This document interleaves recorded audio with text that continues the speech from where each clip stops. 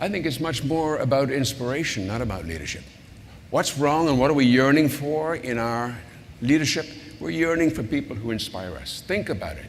The people that you think of as great leaders were people who inspired you. There are leaders who are very effective leaders, but they're not inspiring. But everybody who inspired you is a leader. And that's, I think, what we are wanting to talk about now. Now, it's not just about inspiration as an interchangeable word with motivation either. There's a big difference between the two. And I want to explain the difference to you. Motivation, and we usually use these interchangeably, motivation and inspiration, they're almost exactly the opposite. Motivation means to provide a motive, to incite, to induce, to impel. It's coercive. Motivation is the fundamental theory on which we built our leadership thinking.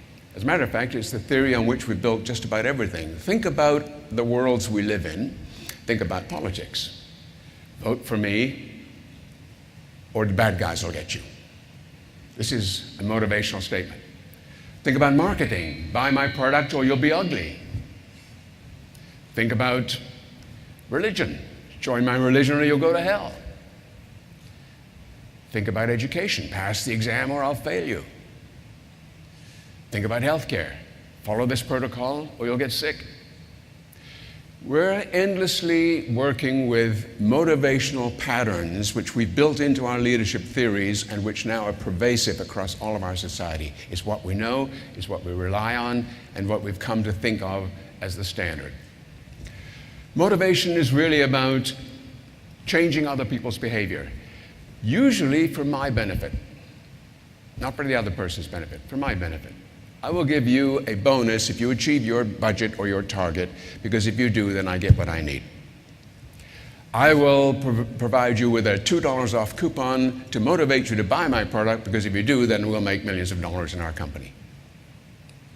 So motivation then is about steering the behavior of other people, and it's about fear. Now, inspiration, on the other hand, from the Latin spirare, meaning spirit, to affect, guide, or arouse by divine influence, to fill with enlivening or exalting emotion, to animate a divine influence upon human beings, to give life, the breath of God. That's not the same thing. That's a whole different idea, a whole different order of thinking than motivation. Inspiration is an act of love for another person. It's an act of service, it's a gift. It's something we give to others without a need for anything of our own. I'm not saying that motivation is wrong. I'm saying it's different, and there are times when we need to motivate. For instance, if this room catches fire, I'm going to motivate you to get out of here. But we don't know enough about this subject to even know the difference. And we as leaders need to know, when should we motivate and when should we inspire? We're very good at motivating. We've got this down. We're not so clear about inspiration. And we need now to become as good at inspiring others as we have become at leading them. Does that make sense? Motivation, then, is about the need for each other. And inspiration is about the love for each other. Motivation is lighting a fire under someone, and inspiration is lighting a fire within someone. See the difference? So, I'll give you another example. This is a little mouse, laboratory mouse. Normally, this little mouse, in its normal way of life, would live for 2 years. Let's suppose we put this little mouse into a cage about this high above the ground in a university lab, and we'll introduce a cat into the room every 30 minutes.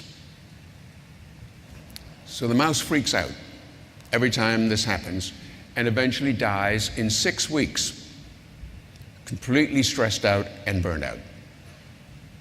We'll put another mouse, put the same mouse in the cage. Actually, we can't put the same mouse in because this one's dead now, but we'll put a similar mouse into the cage, and we look after it, we nurture it, we cosset it, we tell it we love it, we play with it, we're careful with it.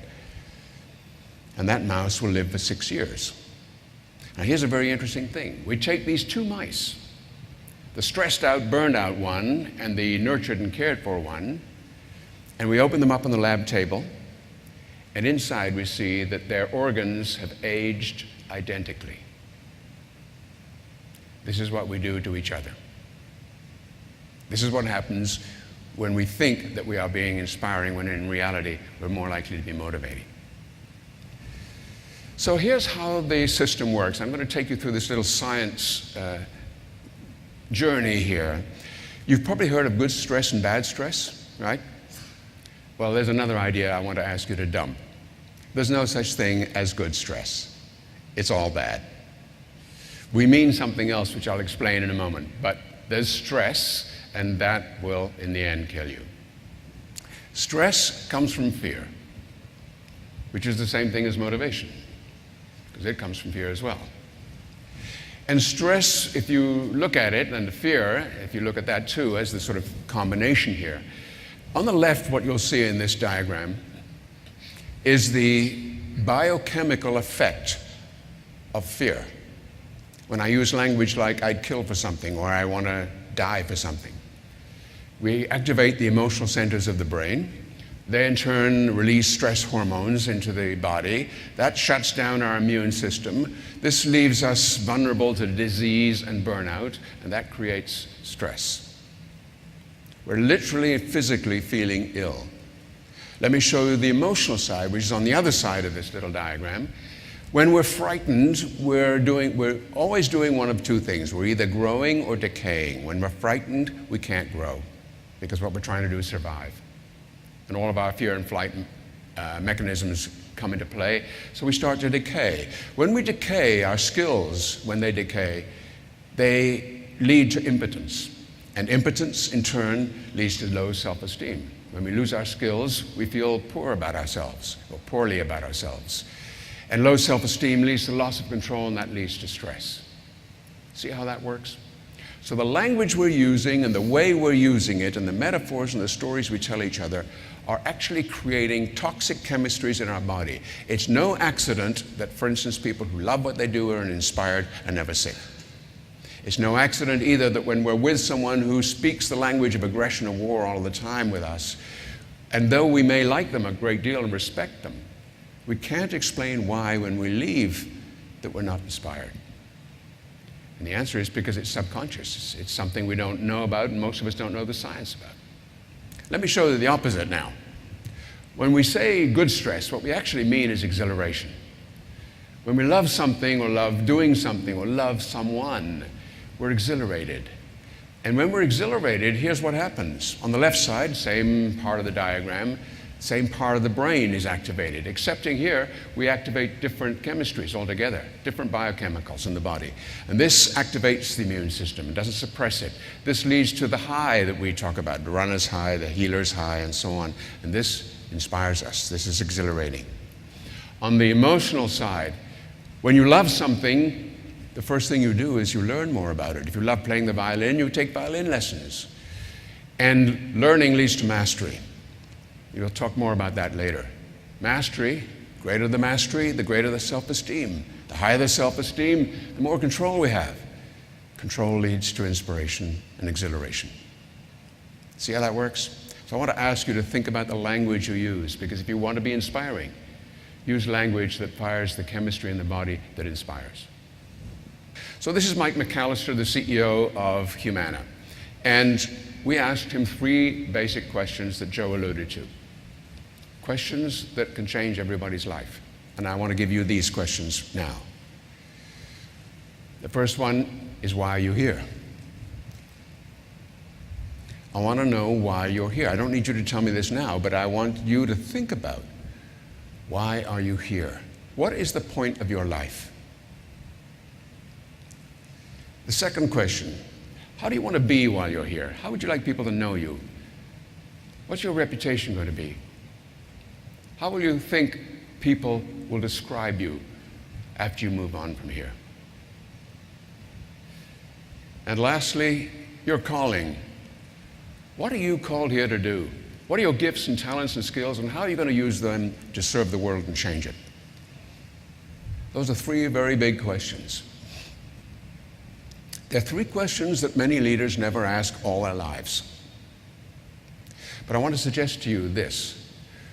When a leader goes through this process and thinks carefully through why they're here, how they're going to be, and what they're going to do with their lives, their destiny, character, and calling, if you're standing in the presence of a person who's done that, you're standing in the presence of an inspiring person.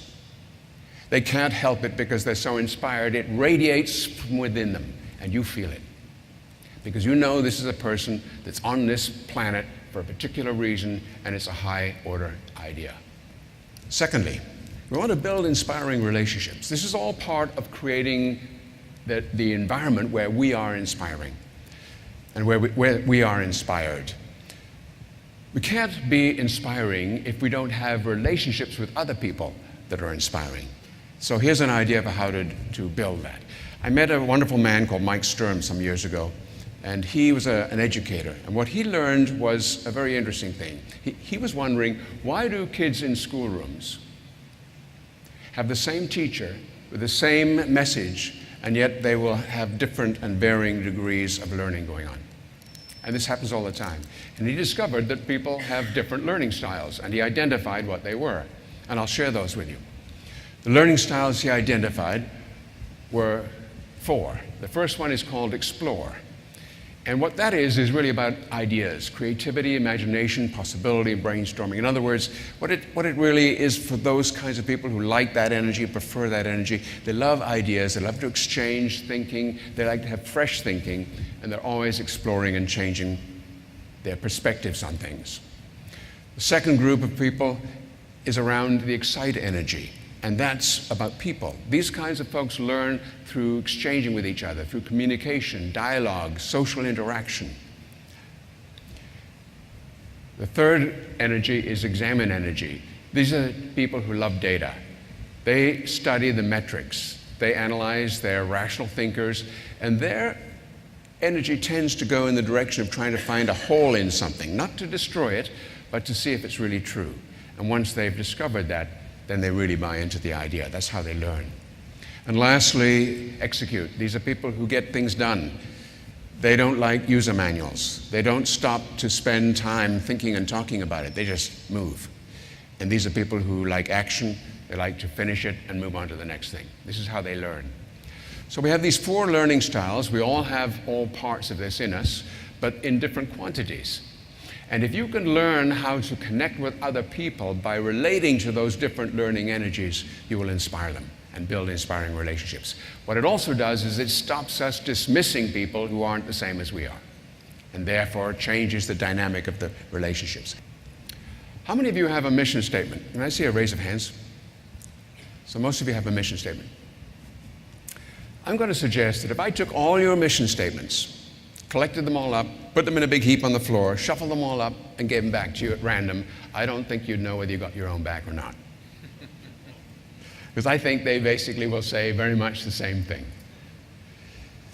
And I would say that typically the whole process that we've all learned now over a long time, over the years, of building mission statements is no longer inspiring. People just don't remember them. They think they're too long and wordy, and we're playing to the gallery for all kinds of interests. We have too many people on committees sticking their oar in and having an opinion and so on, and eventually we get mush, which we call a mission statement. I don't think that any of these people had a mission statement. I think they had something very different. I think they had a dream. They had a dream that was powerful and inspiring and lifted up the spirits of the people that they worked with. But it particularly lifted their own spirits. I know a lot of athletes, and I can tell you that nobody gets to the Olympics with a mission statement. They get there with a dream. That's what gets them to the Olympics. If you don't have a dream, you're not going to get there. If we want to be even half as good as that, why wouldn't we do the same thing? So I want to ask you to think about the mission statement you've got, visit that idea, and maybe change it and scale it up to the idea of having a dream. We're not able to predict, for example, new products and whether they'll succeed. 70% of new products fail every year. We can't predict elections. We can't even get the weather right. We're in all kinds of trouble when it comes to research methodology. So we're looking for a system that is better than this, and indeed one that flies below the conscious mind so we can't manipulate the data, so we don't get things skewed as a result. We found such a system. And what we're looking for is something we call permission space. We're looking for the idea of the constituents that you have in your community, all the people that will help you to be successful in your chambers, and what permission they will give you for a particular direction, strategy, vision, or what I call a dream. You can't, in other words, make a strategy work unless you have permission from all the people who are going to help you. And you can't really ask them in the way that old-fashioned methodologies of research will get that done for you. You have to go in a way that's under the conscious mind, below the radar, in other words. What's deep in their hearts, where if you had something that was magical, they would support you. ATB Financial is a bank in Alberta, owned by the government. Now, I just want to say that slowly. This is a bank owned by the government. This doesn't get much worse than that. Okay? But this is a very extraordinary company, and they want to break out of that kind of mold. So they want to create a dream, and the things that they learn about permission space, what do people want for them? They want a bank that can change the world. I'm going to keep saying this, they're a bank. Banks don't typically change the world, not in a good way anyway. People want them to put people first, and they want a bank that helps people achieve their dreams. So ATB's dream became just that. Changing our world by putting people first and making their dreams come true. Now I want to show you how this impacts what happens next. It's not just fluff. This is not just a statement that's happy in the advertising and so on and gives all the copywriters and marketers fun. This is not what this is about. This is about changing behavior, attitude, the way we live, everything we do, and building something that's extraordinarily inspiring. So in the 17th Street branch in Edmonton, Alberta, walks a young man, 17 years old, and he asks the manager if he can borrow some money to buy a car. And the manager says, "Do you have a bank account?" And he says, "No." He says, "Do you have a checking account?" "No." "Do you have a credit card?" "No." "Do you have a job?" "Well, I've just got a job. I've had a job for a week. It's a new job." So the bank manager says, a 17-year-old young man walking into a branch of a bank and asking for money to borrow for a purchase of a car, who doesn't have a bank account, no credit card, and has had his job for a week, every manager would say no. But we have a dream at this bank. And if I said no, I wouldn't be living the dream. So here's what I'm going to do. I'm going to open a bank account for you. I'm going to give you a credit card. I'm going to ask you to pay your credit card every month, promptly. Come back and see me in 6 months, and if you do that, I'll give you the money. That's how we make dreams come true. That's how we change people's lives. That's how you operationalize what we're trying to talk about here. So I asked a group of people what they do not like about leaders.